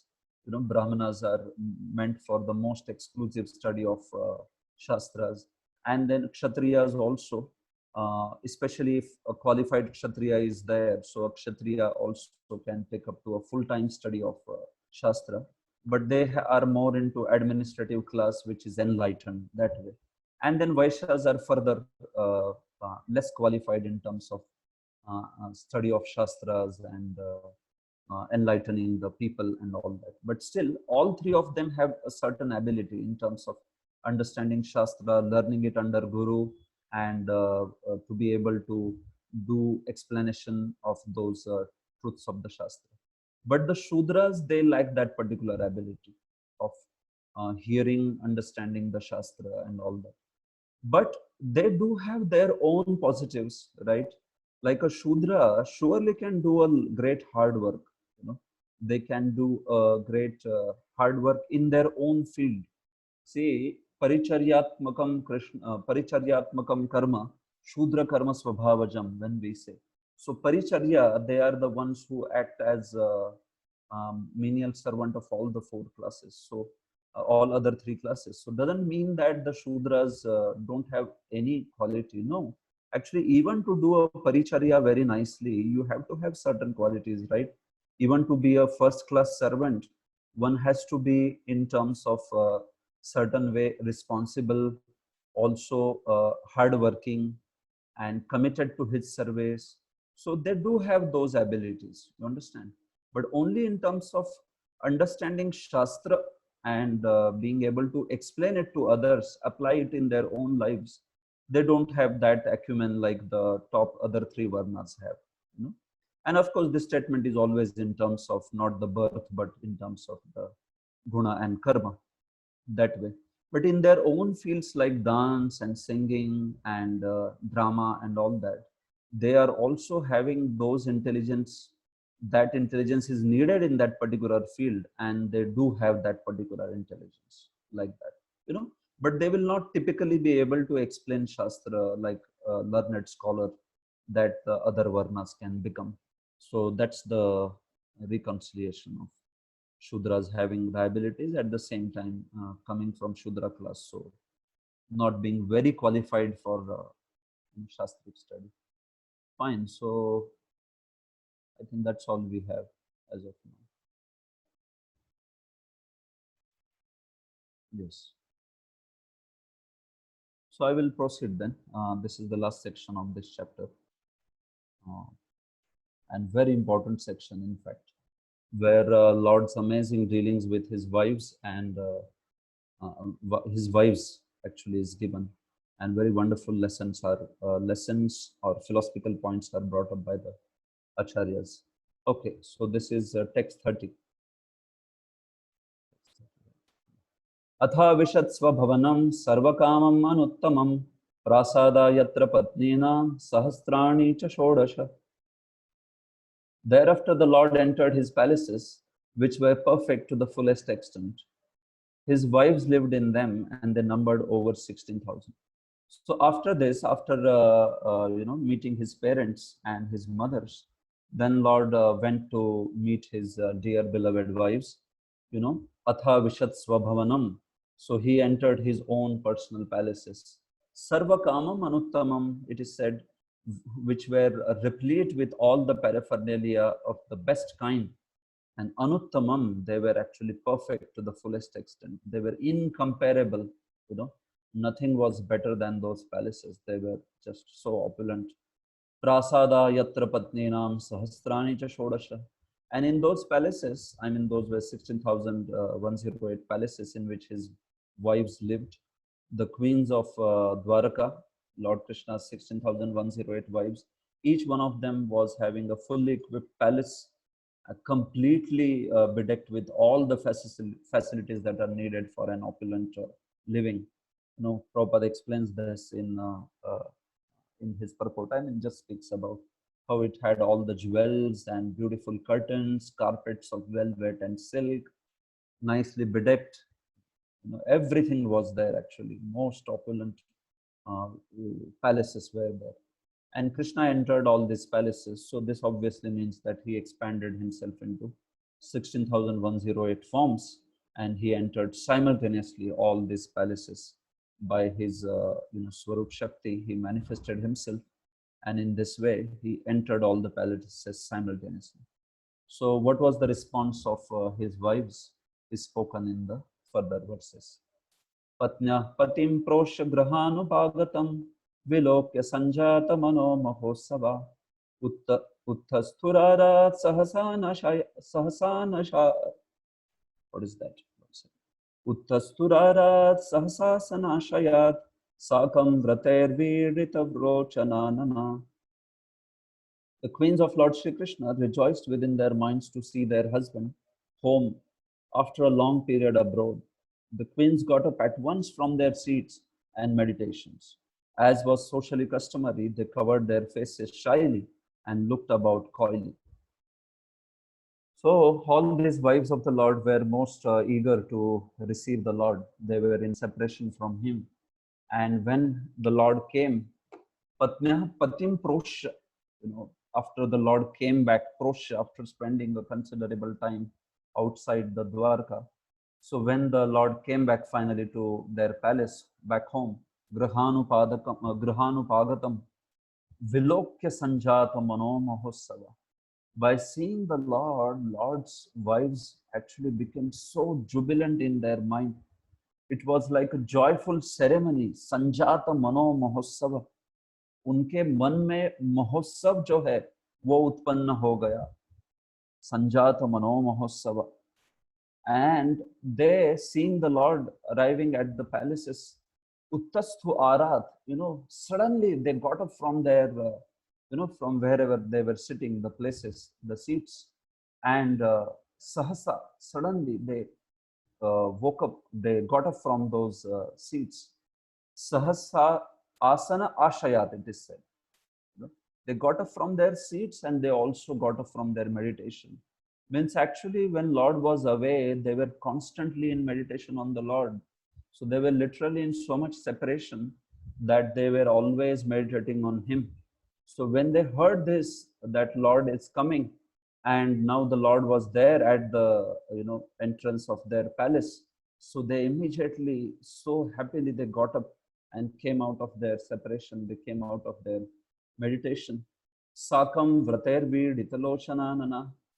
And they gave up those vratas which are done when chaste lady's husband is away. So they also gave up those vratas because now Lord was back. And with extremely shy eyes and with a great feeling of shyness, they started casting their glances on the Supreme Lord. They covered their faces actually very shyly, just as it behooves a very chaste lady in front of her husband. So in this manner, the Lord's wives, which are the embodiment of all chastity, they started very shyly, covering their faces. So Prabhupada talks about in the purport that how Lord by his internal potency manifested himself in 16,108 forms, and he entered in every palace of his queens. So that's the great Vaibhava of the Lord. That's the great, opulence of the Lord. Prabhupada says a yogi may be able to expand himself into 9 other forms, or, including the yogi's original form, the 10 forms. But all those forms can do only the, one activity, same activity actually. They can't do, so any other activity. But we see that Lord is manifesting, He's Yogeshwar, He's manifesting 16,108 forms. And that too, each form is actually reciprocating in very different ways with each one of His wives. So that's the great potency of the Lord. He's not an ordinary person. He's the Supreme Lord. And that's how one should not be astonished. Prabhupada says that he married 16,108 wives. Why 16,108? He can marry 16 crore or even whatever 16 zillion wives, because actually everybody is meant for Lord's enjoyment only. So that is the real understanding of Lord's greatness.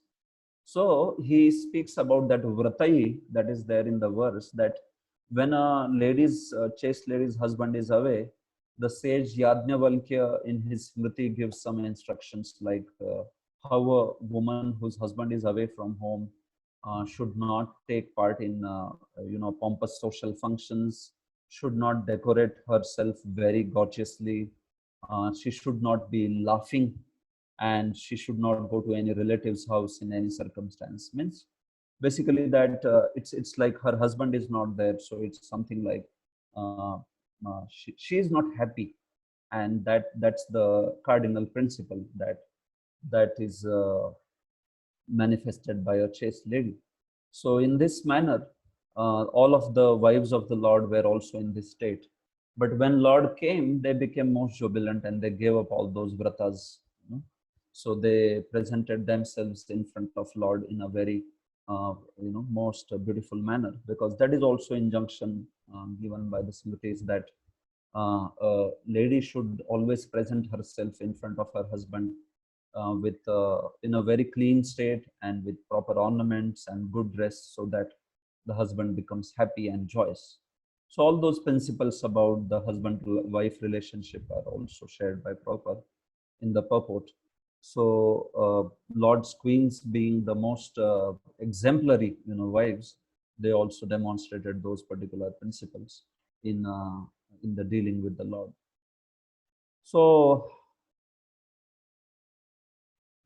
also there is some discussion that Prabhupada makes in terms of their reciprocation to the Lord when they saw the Lord. So that is pertaining to the actually next verse. So we will discuss this in the next verse.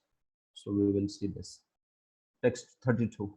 Tamatma jaya drishti bhirantaratmana duranta bhava parirevhire patim niruddhamapyastravadambu netrayor vilajjatinam bhrugavarya vaiklavat. The insuperable ecstasy was so strong that the queens who were shy first embraced the Lord in the innermost recesses of their hearts. Then they embraced him visually, and then they sent their sons to embrace him, which is equal to personal embracing. But, O chief amongst the Bhrigus, though they tried to restrain their feelings, they inadvertently shed tears. So just as we saw Lord's reciprocation with his mothers and their reciprocation of affection with the Lord, now here also we see the affection and love of Lord's wives with the Lord. So when they see the Lord in front of him, when they see Krishna, when they saw Krishna in front of them, so we see that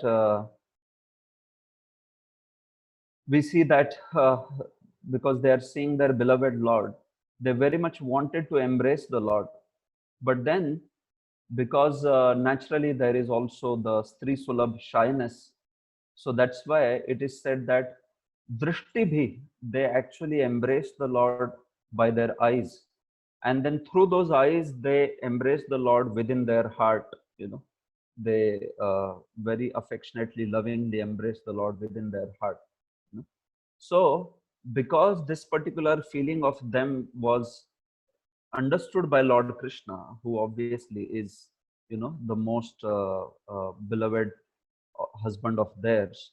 So that's why, because of that feeling, when Lord Krishna recognized the feelings that they are experiencing, they also felt some kind of shyness, vilajjatinam, But because of the ecstasy of embracing the Lord, there was also a great, ecstasy which they felt, and the tears were incessantly coming out of their eyes. Although they tried to stop those tears, niruddham, but still those tears, astravat, they flew, they flowed, the ambu, the tears from the eyes, they flowed. So what they did, such ecstatic wives of the Lord, they embraced the Lord by sending their children, Atma Jaihi, by sending their sons, through the sons they actually embraced the Lord. Because, it is said that one embraces the husband by sending the son to embrace. Of course, this embrace, Prabhupada clarifies, is not like embrace in the terms of conjugal relationship, but in terms of this is embrace of affection. So a husband is embraced by son, and that is considered actually like a wife is embracing, because that's the embrace of the affection. So this is based upon Srila Jiva Goswami's commentary, where he says that this is actually the samanya priti. This is the lakshana, so a symptom of samanya priti, that a wife embraces her husband by actually having her son embrace, So this is samanya priti and not the kanta bhava. In kanta bhava, that nourishment of all the wives of the Lord, that accepting Lord as the husband, that was kanta bhava pariposha, nourishment of that kanta bhava, that feeling that Lord is our husband, that was happening by their glances and also embracing within their hearts. That drishti bhi and also antaratmana, these two words are showing the kanta bhava, and atma jaihi is showing actually the samanya priti, that is their sons embracing the Lord. So in this particular manner, their ecstasies actually just came forth. So much was their ecstatic feeling that actually embracing the Lord within their heart also, the tears are manifesting in their eyes incessantly, and they can't hold off those tears. So this is actually, we understand this is a transcendental love. This is not of this world, very, very special love. Fine. So Why this kind of reaction was there is spoken by Prabhupada in the next, is spoken by Sud Goswami in the next verse. But actually, by seeing these expressions of Lord's wives, we do understand that how Vedic life is so wonderful. I mean, in Vedic, the expression may be very sober. Like, you know, you see these ladies, they when the Lord is coming, they want to embrace the Lord, but then still there is also the element of shyness, and they are embracing the Lord within their heart. So the expression is so sober, right? You know, expression is very sober, but the emotion is very deep. We see that such is the emotion that the tears are coming out incessant. In material world, modern times, we see expression is very extravagant, is very enthusiastic, you know, so-called lovers meeting each other, or you know, affectionate people meeting each other, and there is so much extravagance of affection. Oh, so much of, you know, all those activities of you know, meeting and affectionate dealing, but the emotion is very superficial oftentimes, you know, right? They will do a big hangama, you know, in greeting each other, but then that's it, you know, in 2 moments, you know, that fellow is talking on his phone, and this person is also talking on his phone, her phone, whatever it is, you know. So you see, emotions are not very deep. So, but the Vedic life is actually sober expressions, but quite deep emotions. You know? Just a glance can convey so much, you know? Or even within one's heart, there can be so much of an expression. So that's why we should also not get into so much of sometimes ideas of Western culture, where person feels that everything has to be, you know, very much expressed and expressive, and unless and until you are extra expressive, you know, that's not like real love and all that. Of course, certain expression is a must. I am not saying that everything is in the mind. No, that's not the thing, because here it's Lord and his consort. So, you know, even if something is in heart, it can be understood. But especially it comes in the material world's relationships. Some expressions are certainly needed up to certain extent. But point is also, it should be understood that actually the more refined we become, the more refined are the expressions and deeper are the emotions, rather than the gross external manifestation of emotions or expressions and very superficial emotions. That's not the thing. Okay, fine. Yadapreso parshvagato rahogata tathapi tasyangri navam navam pade pade ka virame tatpadat chalapi yachtirna jahati karhichit. Although Lord Sri Krishna was constantly by their sides, as well as exclusively alone, his feet appeared to them to be newer and newer. The goddess of fortune, although by nature always restless and moving, could not quit the Lord's feet. So, what woman can be detached from those feet, having once taken shelter of them? So, naturally, such kind of ecstasy, such kind of madness for the Lord is very obvious, is spoken in this verse by speaking about Kaimutya Nyaya, by speaking in the Kaimutya fashion.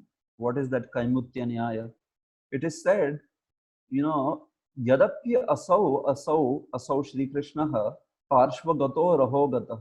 Although this Lord Krishna was at the side of his wives and in exclusively alone, he was with them always constantly. Still, they always felt, these wives of the Lord always felt that Lord's, you know, beauty is always ever fresh. They felt a greater and newer attraction to his lotus feet, you know, although he was constantly beside them. So why is this? So that is spoken by Drishtanta. This is because pade pade ka virameta tatpadat chalati yachrir na jahati karhichit. Even Shri, the goddess of fortune in the material world, although she is known as Chala, she is most unstable. She is most chanchala, right? Moving. But that goddess Shri also, she is not able to leave Lord's lotus feet at any point. She becomes attached to Lord's lotus feet, Lord's association.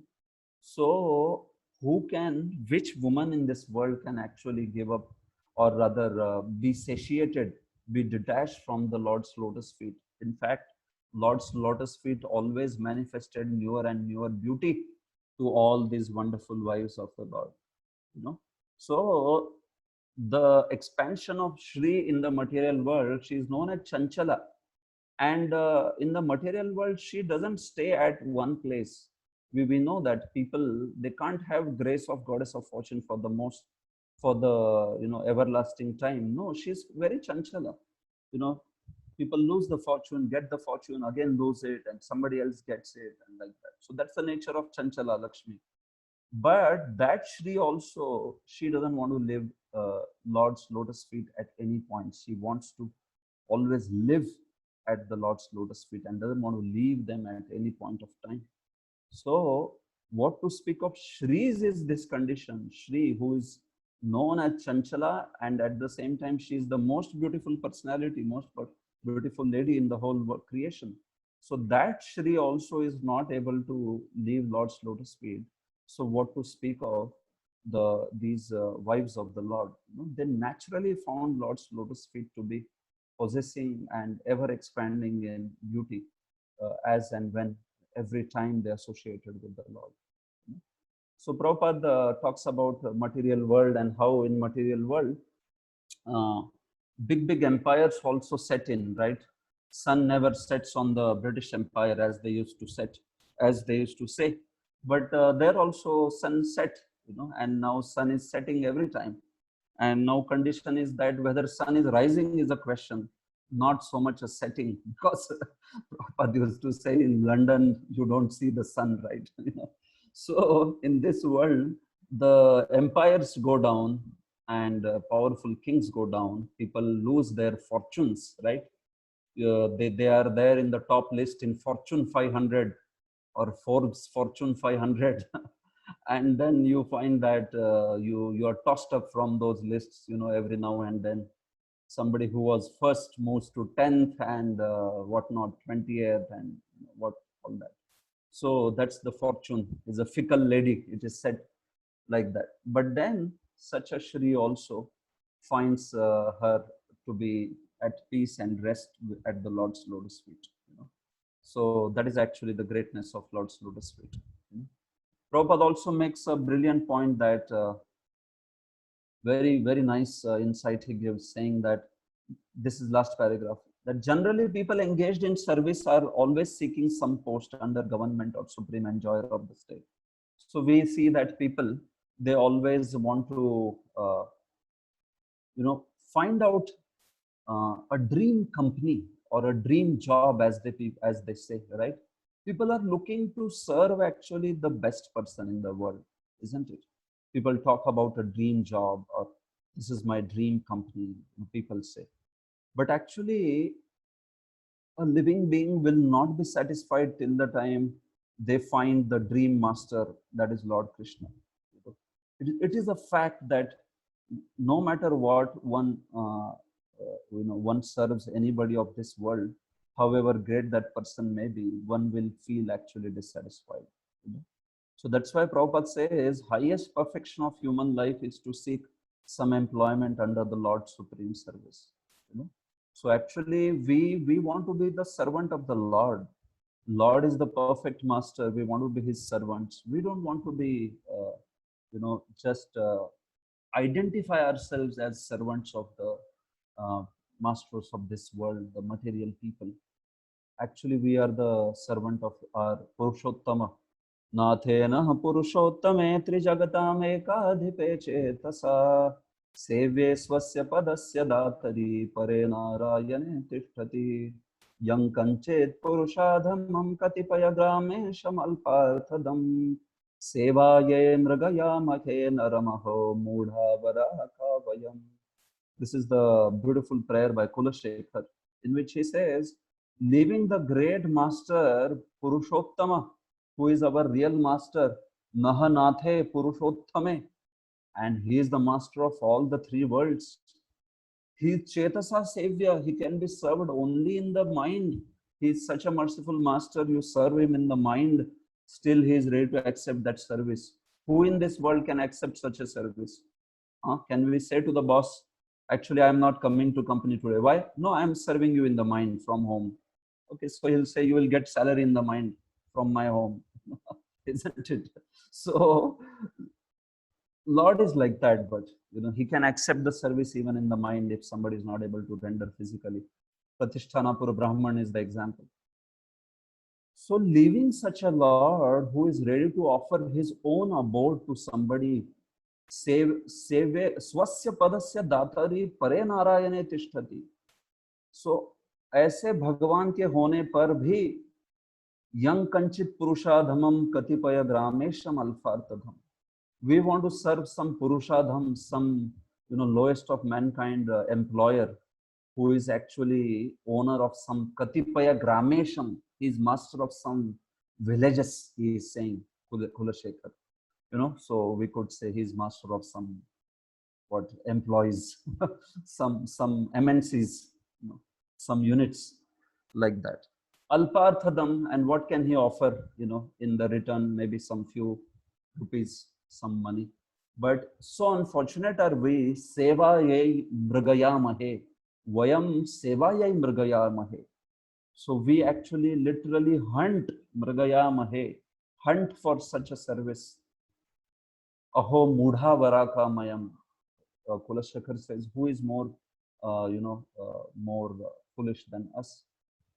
So of course, here we are not talking about not taking up an employment or not joining a company. No, we are saying about identification.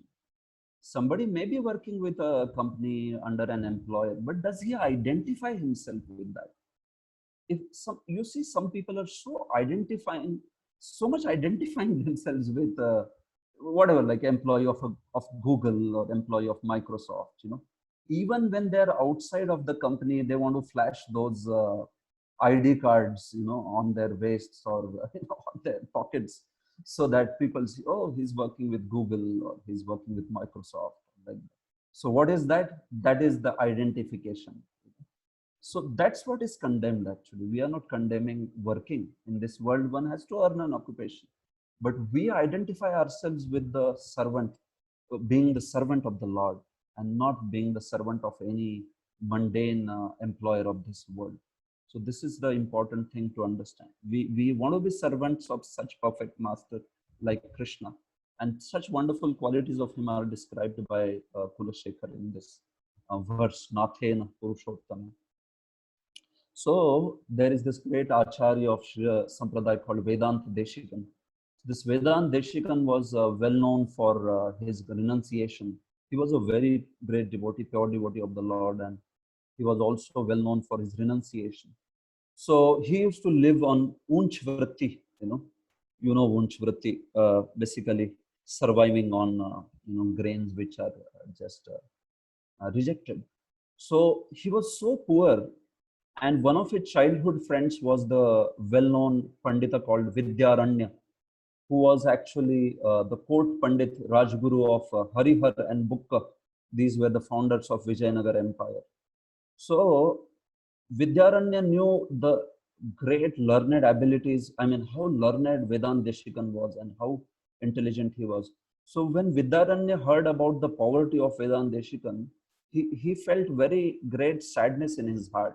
And he sent a letter inviting Vedanta Deshikan to join the Vijayanagar Empire and be the Rajguru, join with him to be in the court of Harihar and Bukka.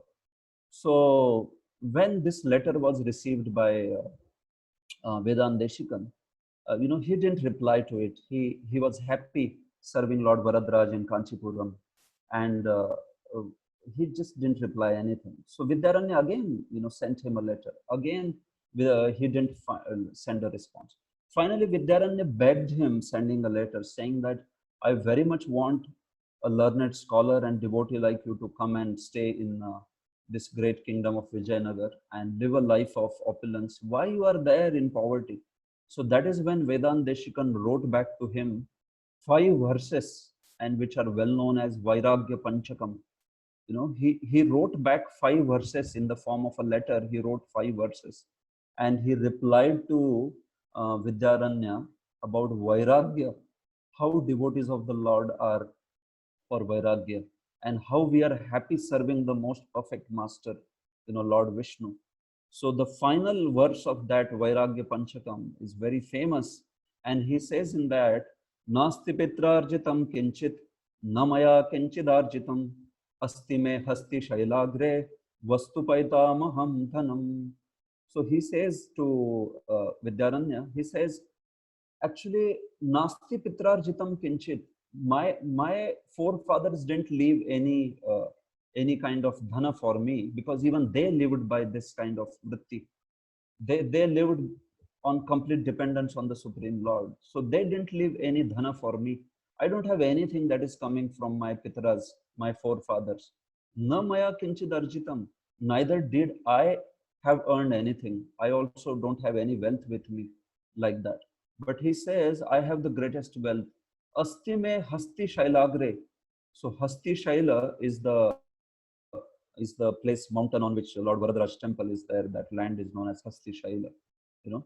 So he says that on that mountain which is known as Hasti Shaila, there I have the greatest wealth that is given by my Pitamahas, my forefathers. Paitamaham Dhanam. What is that? Asti me Hasti Shailagre Vastu Paitamaham Dhanam. That is the real Vastu. That is Varadraj. That Lord Varadraj. That's the real substance of all the wealth that I have. And I don't want your any of the wealth. I just want that service of Lord Varadraj. So that was the inspiring response he sent to Vidyaranya, and Vidyaranya was so moved by his expression, and he just glorified Vedandeshikan and said that, you are blessed by the Lord actually to have you are possessing the real wealth, and that way he very much glorified Vedandeshikan. So this is how he expressed his great fortune of being under the perfect master, being in the service of the Lord. So we value that actually, and that's what we identify with. That's the greatest wealth that a devotee has in his life, and we very much value that. So that's what is also spoken by Prabhupada like that. Fine. I would just take one verse and then okay, I guess I will stop here. It's already 1:07, and we just have 4-5 verses that are remaining, which may take around 10-15 minutes, but I will take that in the next session, that is tomorrow. Okay, Prabhu, so I wish to stop here, and if there are any questions, you may ask. And in case anybody is having any service, please, you can all proceed also, because we are already done. Are there any questions, Prabhu? Okay, I have one announcement that I want to make. For some personal reasons, I won't be able to take a session on Wednesday. We have some engagement over here, and it's just unavoidable for me. I won't be able to take a class on Wednesday. So what I'm going to do is I will take a class on Thursday, same time, and also on Friday instead of Wednesday. So I am hoping that I would be able to finish the everything by Friday. I mean, taking the session on Thursday and Friday. So all of you can please take a note on it that we are not meeting on day after tomorrow. Tomorrow we do have the class, but Wednesday is off. Of course, I do understand Thursday is Ekadashi, and some of you would have preferred Thursday as a, I mean, because you chant 64 rounds and we could have given off. But what I'm saying is it's not a choice for me actually. I have to take off only on Wednesday. Even on my own Thursday, I'm taking a class. So Wednesday is that day when the function is there, and somehow we all have to be part of it. So that's the only day I can miss. So Thursday and Friday we will hold the class, and we will try to finish our discussions. Okay, so are there any questions? Please let me know if there are any questions.